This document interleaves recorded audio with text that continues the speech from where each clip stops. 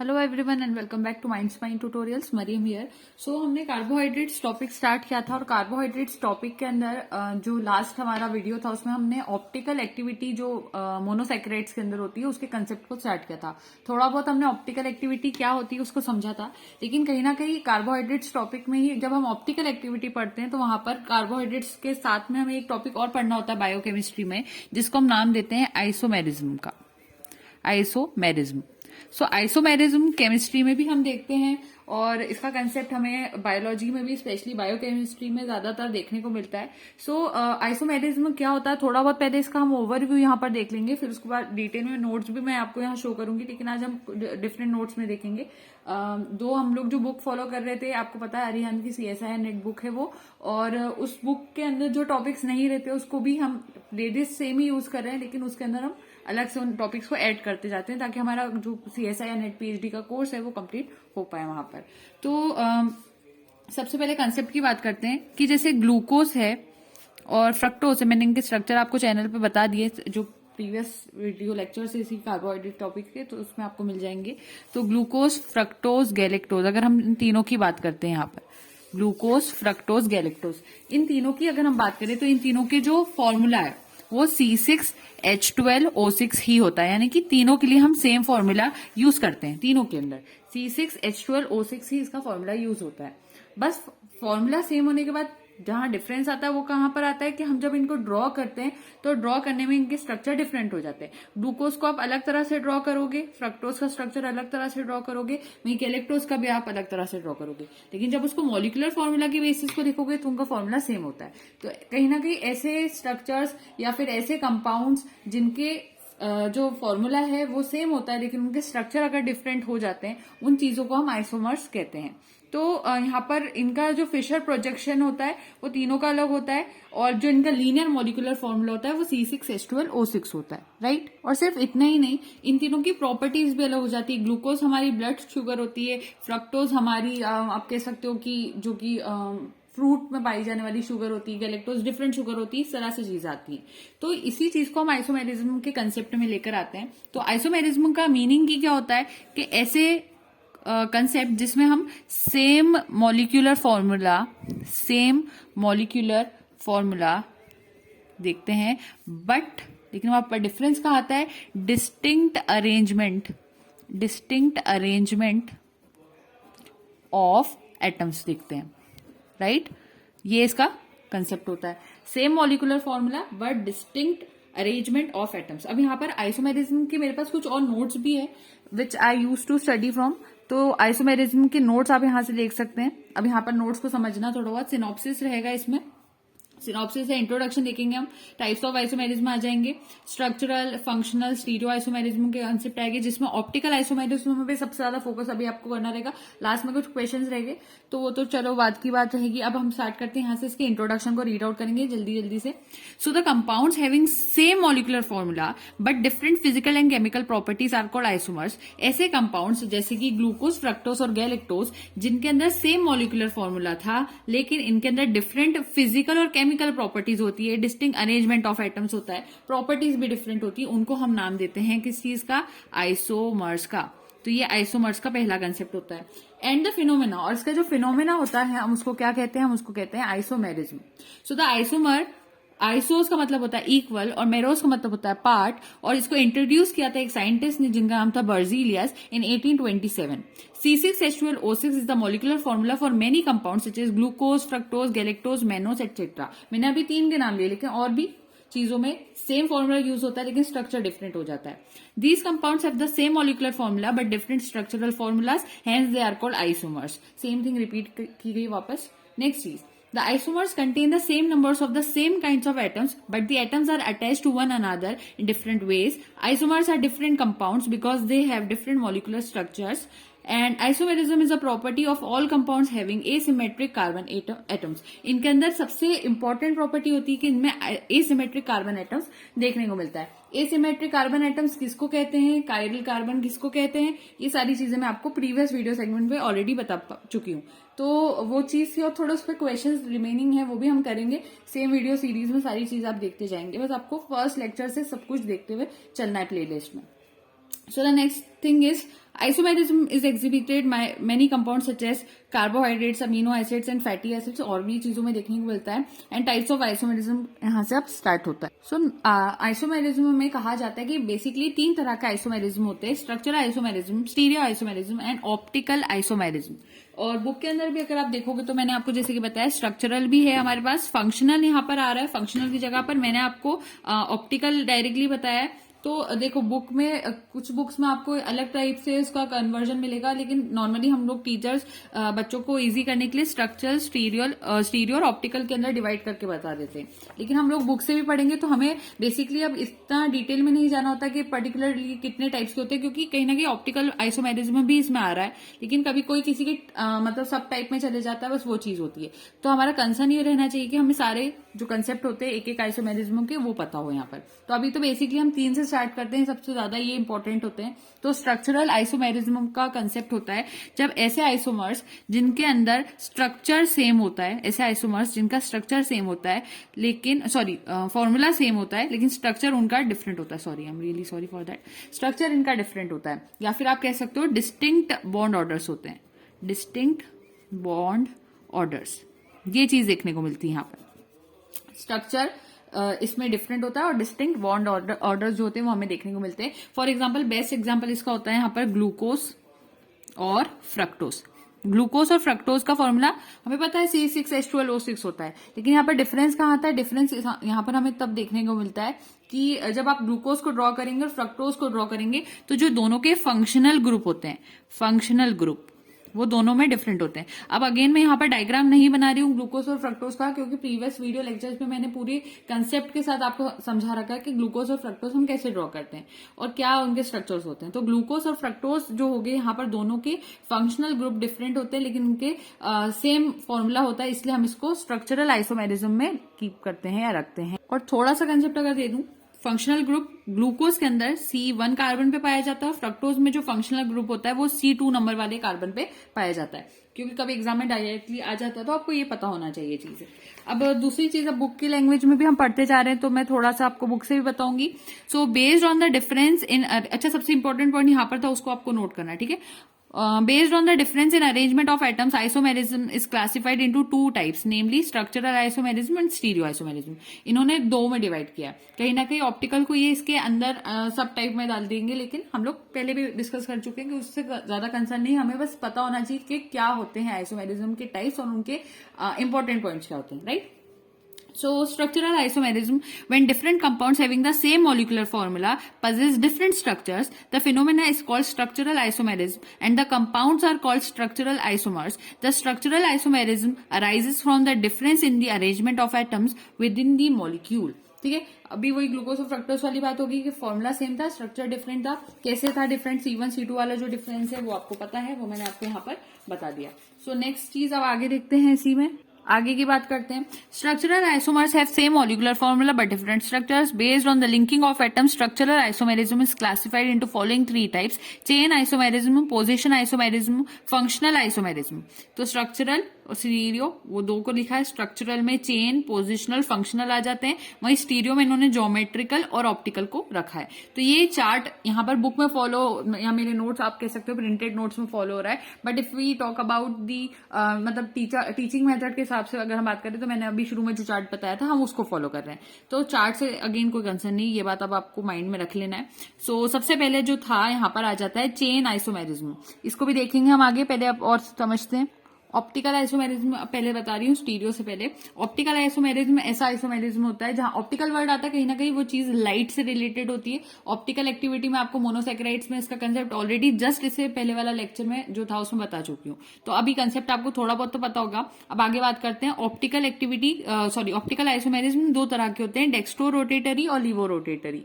Dextro rotatory ऐसे isomers होते हैं या ऐसे कंपाउंड्स होते हैं जो कि रोटेट करते हैं प्लेन पोलराइज लाइट को, लेकिन कौन से डायरेक्शन में, क्लॉकवाइज डायरेक्शन में। दोनों ही रोटेट कर लेते हैं, लेकिन एक करता है क्लॉकवाइज डायरेक्शन में और एक करता है एंटी क्लॉकवाइज डायरेक्शन में। तो रोटेट इसके अंदर लिख लेते हैं हम, रोटेट द, ऐसी नॉर्मल लाइट नहीं, प्लेन पोलराइज लाइट को करता है, rotate the plane polarised light in clockwise direction. इसको प्लस से शो करते हैं, ठीक है। उसके बाद दूसरे होते हैं लीवो रोटेटरी। सो ये भी रोटेट करते हैं, किसको रोटेट करते हैं, प्लेन पोलराइज्ड लाइट को, पीपीएल लिख दिया उसको शॉर्ट में मैंने, इन एंटी क्लॉकवाइज डायरेक्शन, ठीक है। इसको माइनस से शो करते हैं, राइट। तो dextrorotatory and laevorotatory दो तरह के। अच्छा, थोड़ा बहुत और कंसेप्ट बताती हूँ। प्लेन पोलराइज लाइट कैसे बनी। नॉर्मली लाइट है, इलेक्ट्रोमैग्नेटिक वेव होती है लाइट, वो भी आपको पता होगा। तो लाइट है, अगर मान लीजिए ये लाइट है, ये हर डायरेक्शन में जा सकती है, इधर इधर इधर कहीं भी जा सकती है। लेकिन अगर ये लाइट को मान लीजिए आप लेकर गए पोलराइजर तक, तो पोलराइजर क्या करता है, इस लाइट को, जैसे अभी लाइट हर डायरेक्शन में मूव कर पा रही थी, अब पोलराइजर क्या करेगा, उसको किसी एक पर्टिकुलर डायरेक्शन में ही मूव आगे करवाएगा, सिर्फ एक पर्टिकुलर डायरेक्शन में। तो हम उस लाइट को, अब जो पोलराइजर से निकलकर जो लाइट आगे बढ़ेगी, हम उस लाइट को कहते हैं यहाँ पर प्लेन पोलराइज्ड लाइट, ठीक है। और जब ये प्लेन पोलराइज लाइट, पीपीएल लिख रही है उसको, अगर ये प्लेन पोलराइज लाइट अगर किसी शुगर सॉल्यूशन में से गई है, फॉर एग्जांपल शुगर सॉल्यूशन है, शुगर सॉल्यूशन में ऑफ कोर्स ग्लूकोज होगा, तो ग्लूकोज है, और वो ग्लूकोज अगर इस पीपीएल को यानी प्लेन पोलराइज लाइट को रोटेट कर देता है, प्लस में कर देता है या माइनस में कर देता है, उसके बेसिस पर हम ग्लूकोज को डेक्स्ट्रो रोटेटरी या फिर लिवो रोटेटरी का नाम दे देते हैं। अगर उसने लाइट को यानी प्लेन पोलराइज लाइट को क्लॉकवाइज डायरेक्शन में मूव करवा दिया, तो हम कहेंगे वो डेक्स्ट्रो रोटेटरी। इस टाइप से हम यहाँ पर कंसेप्ट देखते हैं आइसोमेरिज्म का। तो ये चीज यहाँ पर क्लियर हो गई होगी आई होप आपको। अब बात करते हैं स्टीरियो आइसोमेरिज्म की। तो स्टीरियो आइसोमेरिज्म हम किसको कहते हैं, थोड़ा बहुत अब इसका कंसेप्ट है यहाँ पर पहले। तो same molecular formula, again same molecular formula होगा यहाँ पर भी, but different orientation of atoms in space. Writing पर नहीं जाना है क्योंकि मुझे बहुत सारा कंसेप्ट देना है आपको, बुक बहुत ह्यूज है ऐसे दिखने में, और कुछ कंसेप्ट जैसे आइसोमेरिज्म मुझे नहीं मिला बुक में, तो हमें थोड़ा टाइम इसलिए लेना है। So stereoisomerism same molecular formula but different orientation of atoms in space. अब इसको समझते हैं अच्छे से। अब स्टीरियो आइसोमेरिज्म का जो कंसेप्ट होता है उसमें दो टाइप्स होते हैं। स्टीरियो को मैंने आगे जाके यहाँ से दो में डिवाइड करा है। पहले होता है एनेंशियोमर और दूसरे होते हैं डायस्टीरियोमर। एनेंशियोमर को शॉर्ट में आप याद रख लेना मिरर इमेज कहते हैं। मिरर इमेज, बस इतना याद कर लो अभी, मिरर इमेज। अब मिरर इमेज का कंसेप्ट कैसा होता है कि नॉर्मली, अभी मैं पूरा ड्रॉ नहीं कर रही हूँ स्ट्रक्चर, फिर बता रही हूँ आपको। जैसे ग्लूकोज का आप एक स्ट्रक्चर हमेशा जो ड्रॉ करते हो, एक स्ट्रक्चर वो रहता है। अगर उसी स्ट्रक्चर ग्लूकोज को आप मिरर में देखोगे, फॉर एग्जाम्पल कोई चीज इस तरह से जाती हुई दिखती है, तो मिरर में हमें वही चीज कुछ इस तरह से जाती हुई दिखती है, रहती सेम है, बस उसकी डायरेक्शन चेंज हो जाती है। तो उसी को हम एनेंशियोमर या फिर मिरर इमेज कहते हैं। तो अब ग्लूकोज के स्ट्रक्चर को समझते हैं यहाँ पर। तो ये ग्लूकोज के दोनों स्ट्रक्चर हो गए। एक तरफ आपको एक ग्लूकोज दिख रहा है, उसी का मिरर इमेज दूसरे साइड आपको दिख रहा है, लाइन से मिरर शो कर रहे हैं। अब यहाँ पर हम देख सकते हैं डी ग्लूकोज और एल ग्लूकोज का मिरर इमेज कैसे, बस एक तरफ डी ग्लूकोज कहना है और एक तरफ एल ग्लूकोज कहना है हमें यहाँ पर, और स्ट्रक्चर आपके सामने कैसा। और अगर कोई क्वेश्चन पूछ ले आपसे कि डी ग्लूकोज में और एल ग्लूकोज में ज्यादा प्रोमिनेंट कौन सा देखने को मिलता है, तो डी ग्लूकोज ज्यादा देखने को मिलता है। और डी ग्लूकोज का फिर कोई पूछ ले अब ये कनेक्टेड कैसे, स्टीरियो आइसोमर्स और जो ऑप्टिकल आइसोमर्स है, ये दोनों कैसे कनेक्टेड है वो समझते हैं। जो डी ग्लूकोज होता है हमारे पास, वो हमें यहाँ पर जो ऑप्टिकल एक्टिविटी शो करता है वो पॉजिटिव शो करता है। यानी कि पॉजिटिव कौन सी होती है, क्लॉकवाइज डायरेक्शन वाली होती है, उसको हम डेक्स्ट्रो रोटेटरी कहते हैं। यानी कि डी ग्लूकोज जो होते हैं वो डेक्स्ट्रो रोटेटरी होते हैं, और जो एल ग्लूकोज होते हैं वो हमारे यहाँ पर लीवो रोटेटरी होते हैं। लेकिन अब आगे हम बात करते हैं फ्रक्टोज के केस में। तो फ्रक्टोज का भी यहाँ पर स्ट्रक्चर जो होगा मिरर इमेज वाला, वो भी डिफरेंट होगा। उसी तरह से आगे अगर मैं डी फ्रक्टोज और एल फ्रक्टोज के बारे में भी कहूँ, उसमें भी मिरर इमेज बनता है। जो डी फ्रक्टोज होता है वो यहाँ पर, अब यहाँ पर उल्टा हो गया, देखो डी ग्लूकोज यहाँ पॉजिटिव था, लेकिन डी फ्रक्टोज अलग होता है, वो यहाँ पर माइनस होता है, यानी कि वो लीवो रोटेटरी होता है। आपसे डी से ऐसे नहीं रखना है आपको कि डी फ्रक्टोज है तो ये भी डेक्स्ट्रो रोटेटरी होगा, ऐसा नहीं होता। डी फ्रक्टोज जो होता है हमारा लीवो रोटेटरी होता है, और एल फ्रक्टोज जो होता है हमारा वहीं पर वो पॉजिटिव होता है, यानी कि हम उसको कह सकते हैं वो डेक्स्ट्रो रोटेटरी होता है। डी ग्लूकोज की अगर डी गैलेक्टोज की अगर मैं यहाँ पर बात करती हूँ तो वो पॉजिटिव होता है, और एल गैलेक्टोज की बात करते हैं तो वो माइनस होता है। तो यहाँ पर दो के अंदर मैंने प्रोमिनेंट भी बता दिए ज्यादातर कौन से पाए जाने वाले होते हैं। यहाँ डी ग्लूकोज ज्यादा मिलता है, डी फ्रक्टोज यहाँ ज्यादा मिलता है। इसमें प्रोमिनेंट का इतना केस नहीं होता तो वो नहीं बता रही हूँ, बस इसके साइंस याद रखना है। और ग्लूकोज की मिरर इमेज अभी मैंने आपको शो कर दी यहाँ पर।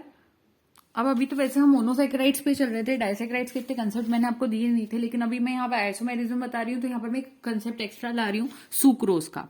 सुक्रोज शुगर का कंसेप्ट बहुत इंपॉर्टेंट होता है स्टूडेंट्स, इसका कंसेप्ट आपको डेफिनेटली मतलब पहले भी बताया होगा आपके टीचर्स ने, तो इसलिए मैं थोड़ा सा रिपीट कर रही हूँ यहाँ पर। सुक्रोज जो हमारे होते हैं डाइसेक्राइड्स होते हैं, पहली इंपॉर्टेंट इन्फॉर्मेशन इनके बारे में ये आ जाती है। डाइसेक्राइड्स को मैं बस ऐसे लिख रही हूँ यहाँ पर। सुक्रोज शुगर हमारी स्वीट शुगर होती है, ये भी आपको पता है। दूसरी चीज होती है सुक्रोज को हम कहते हैं ये डेक्स्ट्रो रोटेटरी होते हैं। डेक्स्ट्रो रोटेटरी का मीनिंग अब आपको पता है कि ये प्लेन पोलराइज लाइट को क्लॉकवाइज डायरेक्शन में रोटेट करते हैं, इसको हम पॉजिटिव से शो करते हैं। तो सुक्रोज हमारा पॉजिटिव होता है। लेकिन सुक्रोज अगर डाइसेकेराइड्स है, यानी कि ये 2 यूनिट से मिलकर बना है, और वो 2 यूनिट्स कौन सी होती है उसका भी शॉर्ट में मैंने आपको पहले थोड़ा बहुत नॉलेज दिया था। वो 2 यूनिट्स होती हैं ग्लूकोज और फ्रक्टोज। जब ग्लूकोज और फ्रक्टोज मिल जाते हैं तो वो किसको बनाते हैं? सुक्रोज को बनाते हैं। तो सुक्रोज डेक्स्ट्रो रोटेटरी होता है। लेकिन ये कंसेप्ट इतना छोटा नहीं होता। जब भी आप किसी सुक्रोज का हाइड्रोलिसिस करवाते हैं, हाइड्रोलिसिस यानी आप सुक्रोज को क्या कर रहे हो? तोड़ रहे हो। एक सुक्रोज जुड़ा हुआ है, उसमें ग्लूकोज और फ्रक्टोज अच्छे से मिल बैठ कर रह रहे हैं, लेकिन आपने क्या करा? आपने सुक्रोज को हाइड्रोलिसिस करवाया, आपने इसको वाटर की मदद से इस सुक्रोज को तोड़ने की कोशिश की। लाइसिस यानी तोड़ना। तो आपने सुक्रोज को तोड़ने की कोशिश की तो वहां पर ग्लूकोज और फ्रक्टोज अलग अलग हो जाएंगे। लेकिन अब यहाँ पर अभी हम बच्चों जैसा कंसेप्ट नहीं देख रहे हैं, तो हमें ये भी पता होना चाहिए ग्लूकोज कौन सा वाला होता है सुक्रोज में, तो डी ग्लूकोज यहाँ पर पाया जाता है। और फ्रक्टोज यहाँ पर कौन सा होता है? वो भी यहाँ पर डी फ्रक्टोज होता है, ये भी आपको पता होना चाहिए। लेकिन डी ग्लूकोज जो होता है वो पॉजिटिव होता है, ये भी हमें मालूम है। और डी फ्रक्टोज कैसा होता है? हमारा नेगेटिव होता है। अभी हमने जस्ट यहाँ पर ये कंसेप्ट देखा था। देखो, डी ग्लूकोज पॉजिटिव है और डी फ्रक्टोज हमारा नेगेटिव है, तो वही चीज के साइंस हमने यहाँ पर रख दिए। इतनी बात क्लियर हो गई। अब ये डी फ्रक्टोज और डी ग्लूकोज के साइन हो गए। लेकिन अब क्या होता है कि जो सुक्रोज को जब हम हाइड्रोलिसिस से पहले देखते हैं तो ये सुक्रोज के अंदर जो मॉलिक्यूल्स होता है, इनका जो स्ट्रक्चर होता है वो कुछ इस तरह से होता है। देखो, स्ट्रक्चर तो पूरा नहीं बना रहे, एंगल की बात कर लेते हैं। इसमें जो बॉन्ड एंगल टाइप बनता है सुक्रोज के अंदर, वो यहाँ पर कितना बनता है? वो यहाँ पर प्लस 66.5 डिग्रीज का बनता है लगभग, इतना समझ लो आप। तो सुक्रोज एक डेक्स्ट्रो रोटेटरी मॉलिक्यूल है जिसका जो स्पेसिफिक रोटेशन होता है, ये रोटेशन कहलाता है। स्पेसिफिक रोटेशन जो इसका होता है प्लस 66.5 डिग्रीज का होता है। तो कुछ इस तरह से ये सुक्रोज का मॉलिक्यूल हो जाता है। तो अभी तक इतनी बात क्लियर हो रही होगी। सुक्रोज डाइसेकेराइड है, डेक्स्ट्रो रोटेटरी है, उसका स्पेसिफिक रोटेशन जो होता है, स्पेसिफिक रोटेशन वो कितने नंबर का होता है? 66.5 डिग्रीज का होता है। लेकिन जैसे आपने हाइड्रोलिसिस करा, ये टूट जाएगा, इसमें डी ग्लूकोज अलग हो जाएगा, डी फ्रक्टोज होगा वो अलग हो जाएगा यहाँ पर। तो इसका मतलब डी ग्लूकोज हमारा डेक्स्ट्रो है और ये हमारा लीवो है। लीवो को सॉरी मैंने LEVO लिखना था, लीवो है। ये क्लियर हो गया। अब एंगल में क्या चेंजेस आएंगे, रोटेशन में क्या चेंजेस आएंगे, वो बहुत इंपॉर्टेंट है, उसको समझना है यहाँ पर। तो मान लीजिए ये आपका एंगल था और यहाँ से मान लीजिए आपका एक एंगल इस तरफ जा रहा है, इसको मैं डैश डैश से रिप्रेजेंट कर देती हूँ। तो एक एंगल यहाँ पर आपका पहले इस तरफ जाते हुए आप दिखा दो प्लस 52.7 डिग्रीज का, और उसके बाद इस तरफ एक रोटेशन दिखा दो, वो है माइनस 92 डिग्रीज का, वो इस तरफ जा रहा है। और फिर उसके बाद अगर आप देखोगे तो एक रोटेशन इसका इस तरफ भी आता है, यहाँ पर ये वाला। तो ये वाला जो होता है वो यहाँ से लेकर यहाँ तक का जो रोटेशन होता है आपका, वो कितना हो जाता है? तो इसमें होता क्या है, जो डी ग्लूकोज होता है, ठीक है, डी ग्लूकोज जो होता है वो पॉजिटिव 52.7 का रोटेशन शो करता है। तो ये जो डी पॉजिटिव ये लिखा हुआ है ना, इसके ऊपर लिख देती हूँ शॉर्ट में, डी ग्लूकोज, ये उसका रोटेशन है, वो शो कर रहा है। इतना समझ में आया? और इसी में जो डी फ्रक्टोस है वो माइनस 92 का शो करेगा। एक इस तरफ जा रहा है 52 का लेकर, और डी फ्रक्टोस उल्टा जा रहा है, तो वो उल्टा पीछे चला गया, तो माइनस 92 कौन शो करेगा? डी फ्रक्टोस शो करेगा। ठीक है, तो एक डी ग्लूकोज आगे ले जाने की कोशिश, ये मान लो सीधी लाइन है, सीधी लाइन को एक तो यहाँ आगे ले जाने की कोशिश कर रहा है और एक उसको पीछे लाने की कोशिश कर रहा है। आगे वाला डी ग्लूकोज है वो प्लस 52.7 डिग्रीज आगे खींच रहा है, और ये पीछे ले जा रहा है उसी चीज को माइनस 92 डिग्रीज में पीछे ले जा रहा है। तो इस वजह से कहीं ना कहीं बीच में बैलेंस आउट हो जाएगा, क्योंकि अगर हम कोई चीज दोनों मिलकर खींच रहे हैं, 2 लोग हैं, तो कहीं ना कहीं वो चीज एक बीच में कोई पोजीशन पे जाएगी। तो वो जो चीज होगी वो कहां तक रोटेट करती है? यहाँ पर उसका जो रोटेशन होता है वो यहाँ पर माइनस 39.3 डिग्री तक होता है। यानी कि finally specific rotation after hydrolysis of sucrose, जो आंसर होता है वो कितना होता है? माइनस 39.3 डिग्रीज का होता है। ये हमारा आंसर होता है। तो वो रोटेशन हमें यहाँ देखने को मिलता है। तो अल्टीमेट रोटेशन हमारा -39.3 डिग्री हुआ, यानी कि माइनस का साइन आ गया। और जब माइनस का साइन आता है वो चीज हमारी कौन सी होती है, लीवो रोटेटरी होती है। यानी कि सुक्रोज को आप हाइड्रोलिसिस जब कर देते हो तो सुक्रोज पहले तो पॉजिटिव वाला शो कर रहा था, यानी कि वो डेक्स्ट्रो रोटेटरी होता है, लेकिन अगर उसी सुक्रोज को आपने हाइड्रोलिसिस करवा दिया तो वो सुक्रोज अब डेक्स्ट्रो रोटेटरी नहीं बचता है, बल्कि अब वो क्या हो जाता है, लीवो रोटेटरी हो जाता है। तो ये सुक्रोज का बहुत इंपॉर्टेंट कंसेप्ट है कि कभी वो पॉजिटिव शो कर रहा है, कभी वो नेगेटिव शो कर रहा है। जब वो पॉजिटिव होता है उसका एंगल +66.5 डिग्रीज का होता है और वो डेक्स्ट्रो रोटेटरी होता है। बट जब सुक्रोज को हम हाइड्रोलिसिस करवा लेते हैं तो हाइड्रोलिसिस करवाने के बाद वही सुक्रोज का जो एंगल होता है वो किस तरह से कौन किधर ले जा रहा था वो मैंने आपको दोनों बहुत अच्छे से बता दिया यहाँ पर। हाँ, तो अब वो -39.3 डिग्रीज हो जाता है और वो लीवो रोटेटरी हो जाता है। और जब वो लीवो रोटेटरी होता है इसलिए हम सुक्रोज को कहते हैं कि सुक्रोज हमारी होती है इनवर्ट शुगर। ये कंसेप्ट होता है इनवर्ट शुगर का। अब कितने टीचर्स ने आपको ये अच्छे से बता रखा है पहले से, आई वुड बी ग्लैड कि पता पहले से पता है। और अगर नहीं पता है तो अभी भी मुझे बहुत खुशी होगी कि अब आपको पता है।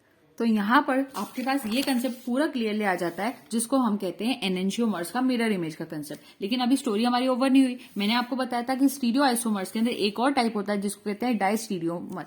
तो अब डायस्टीरियोमर्स क्या होते हैं अब हम वो समझते हैं। ठीक है, बहुत अच्छे से एक एक चीजें समझते हुए जाएंगे ताकि बाद में जाके कोई कंसेप्ट आपका वीक रहेगा ही नहीं यहाँ पर। सो हम डायस्टीरियोमर हेडिंग डाल देते हैं, स्टीरियोमर। ठीक है, डायस्टीरियोमर का कंसेप्ट क्या होता है कि ये मिरर इमेज नहीं होती, तो नॉट अ मिरर इमेज। इसमें मिरर इमेज का कोई कंसेप्ट नहीं रहेगा। वो एनेंशियोमर में था, वो हमने कंसेप्ट देख लिया। और उसमें सुक्रोज का कंसेप्ट बहुत इंपॉर्टेंट है। हाँ, और सारे एंगल्स जितने मैंने बताया वो याद कर लेना, बिल्कुल बाय हार्ट याद कर लेना उसको। सो डायस्टीरियोमर्स की बात करते हैं। ये नॉट मिरर इमेज है। इसमें फॉर एग्जाम्पल कि एक तरफ आप ले रहे हो डी ग्लूकोज और एक तरफ आप ले रहे हो फॉर एग्जांपल डी गैलेक्टोज। तो जब आप इसका स्ट्रक्चर ड्रॉ करते हैं ना स्टूडेंट्स, तो डी ग्लूकोज और डी गैलेक्टोज का स्ट्रक्चर एग्जैक्टली सेम होता है। ठीक है, डी ग्लूकोज और डी गैलेक्टोज का स्ट्रक्चर एग्जैक्टली सेम होता है। बस डिफरेंस का आता है कि इसका जो C4 कार्बन होता है और इसका जो C4 कार्बन होता है, उन दोनों के ऊपर जो मतलब कहना चाहिए फंक्शनल ग्रुप होते हैं या अटैचमेंट्स होते हैं थोड़े से डिफरेंट हो जाते हैं। C4 और C4 वाली जो पोजीशंस होती है वो थोड़ी सी डिफरेंट होती है, बाकी इसका स्ट्रक्चर एग्जैक्टली एक दूसरे से सेम होता है। तो ऐसे स्ट्रक्चर्स जिनके मॉलिक्यूलर फॉर्मूला सेम होते हैं, स्ट्रक्चर इनके डिफरेंट होते हैं, लेकिन स्ट्रक्चर डिफरेंट ऐसे होते हैं कि डिफर्स इन कॉन्फ़िगरेशन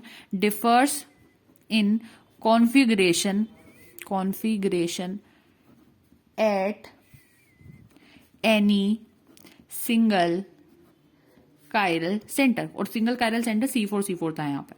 किसी एक सेंटर पे ही वो थोड़े से डिफरेंट होते हैं, बाकी पूरी कंप्लीटली अगर कोई दो डिफरेंट कंपाउंड सेम हो जाते हैं तो हम उसको डायस्टीरियोमर्स कहते हैं। आप एग्जांपल देखते हैं, यहाँ पर देखो C4 पे ग्रीन से जो मार्क्ड है उसको ध्यान से देखो। तो वो चीज क्या है हमारी, यहाँ पर C4 पे जो डिफरेंस आ रहा है वो क्यों आ रहा है कि वहां पर हमारे डिफरेंट कायरल कार्बन है, बाकी तो पूरा स्ट्रक्चर सेम है, ग्लूकोज और डी ग्लूकोज और डी गैलेक्टोज का। इसीलिए हम इसको एपीमर्स कहते हैं, इसके स्ट्रक्चर को ड्रॉ।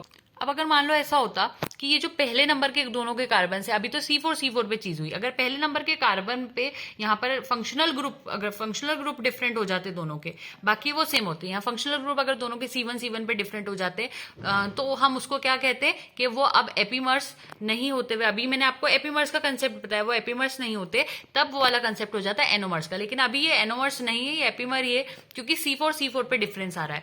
अगर मतलब फंक्शनल ग्रुप में डिफरेंस आ जाते हैं दोनों के अंदर तो हम उसको क्या कहते हैं, हम उसको एनोमर कहते हैं। तो भी आप एनोमर्स का कंसेप्ट देखते हो तो वहां पर आपको साइक्लिक फॉर्म से वो चीज समझना होती है। अब देखो ये C1 दोनों पर है, C1 तो C1 पे फंक्शनल ग्रुप का पोजीशन अब डिफरेंट हो जाएगा। डी ग्लूकोज और डी ग्लूकोज दोनों में ही हम देख रहे हैं यहाँ पर C1 है, वो दोनों C1 को रेड से मार्क किया गया है। C1 यहाँ पर दोनों एनोमेरिक कार्बन शो कर रहे हैं। एनोमेरिक कार्बन क्या होते हैं, अब देखो यहाँ पर ये डैश से एक प्लेन बन गया।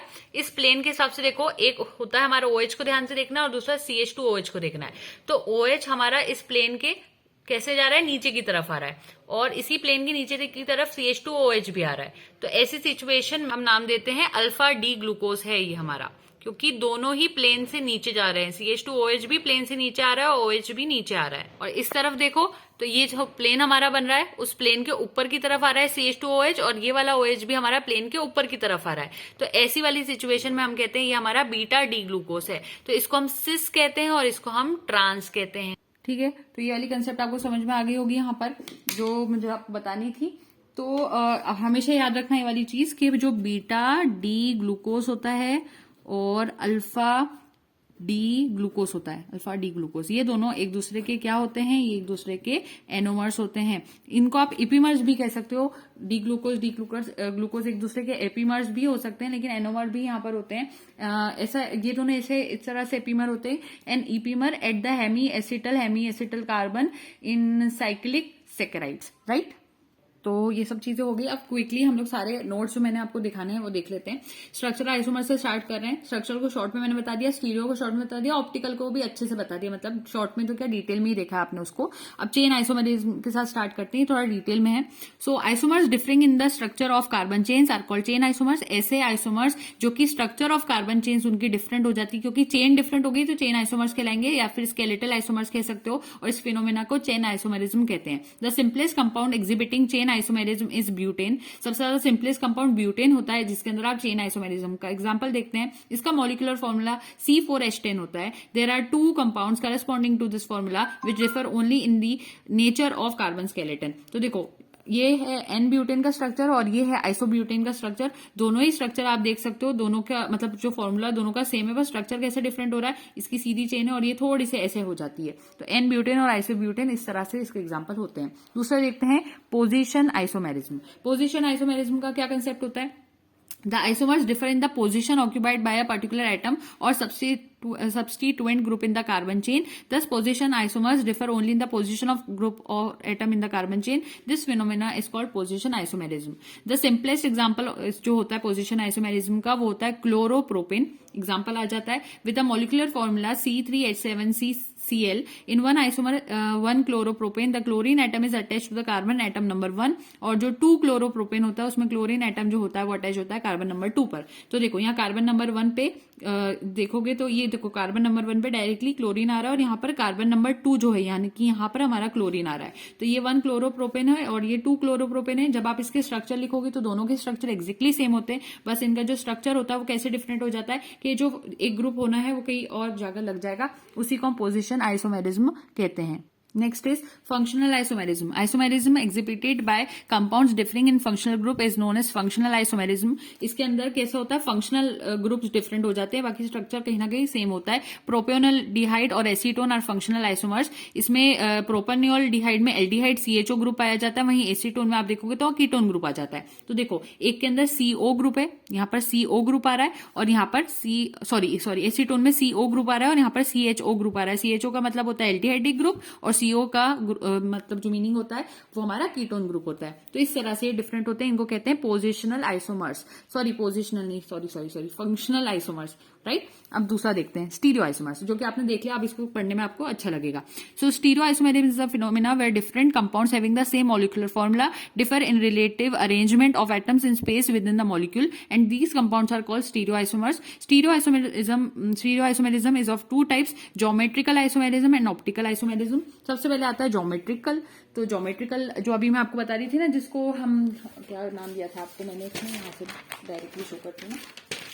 ये देखो स्टीरियो के अंदर मैंने आपको 2 बताए थे, एनेंशियोमर और डायस्टीरियोमर। तो ये जो एनेंशियोमर और डायस्टीरियोमर का कंसेप्ट होता है, ये कहीं ना कहीं इसी चीज को हम इसमें देख रहे हैं, ठीक है। और उसमें भी डायस्टीरियोमर का मेनली फोकस रहेगा हमारा। तो पढ़ते हैं। So geometrical isomerism is a phenomena where different compounds with the same molecular and structural formula differ in the spatial arrangement of the groups around the double bond. यहाँ पर geometrical isomers देखने को हमें मिल जाते हैं।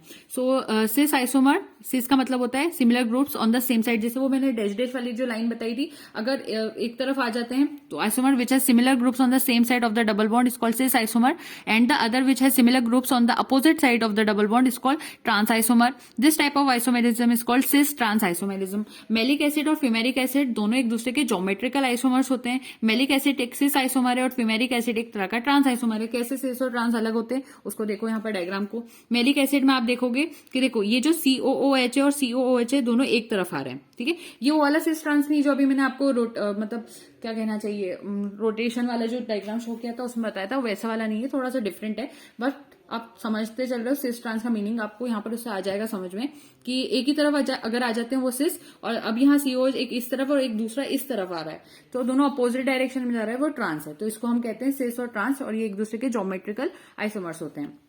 Next is optical isomerism. So optical isomerism is a phenomena where different compounds with same molecular formula, physical or chemical properties exhibit different optical activity, rotation of plane polarized light. Such compounds are called optical isomers. When such a beam of plane polarized light is passed through a solution of an optical isomer, the plane polarized light is found to rotate to the left anticlockwise or right clockwise in equal number of degrees. This activity of optical isomers is called optical activity. Optical isomers commonly occur in carbohydrates. Optical isomerism occurs when the molecule contains one or more chiral or asymmetric carbon atoms. सिर्फ reading कर रही हूँ जल्दी जल्दी. अब एक diagram है यहाँ पर, ये शो कर रहा है प्लेन पोलराइज लाइट के कंसेप्ट को. एक एक करके डायग्राम को तो आप खुद से पढ़ेंगे, कैसे टेक्स्ट होता है, कैसे लीवो होता है. बहुत सिंपल है, मैं कुछ चीज आपके ऊपर छोड़ रही हूँ. यहाँ प्लेन पोलराइज लाइट क्या होती है, उसकी डेफिनेशन है, और यहाँ से आपके और थोड़े से कंसेप्ट आ जाते हैं. यहाँ से आप डीफॉर्म्ड एक्स रोटेशन, लीवो रोटेशन को अच्छे से देख पाओगे. तो ये सारी चीजें आ जाती है. एनेंशियोमर्स का कंसेप्ट भी यहाँ मिल जाएगा आपको, और ये पूरा कंप्लीट, ये स्पेशल अरेंजमेंट के भी नोट्स आपको यहाँ पर मिल जाएंगे. राइट, कंप्लीट हो गया है यहाँ पर पूरा.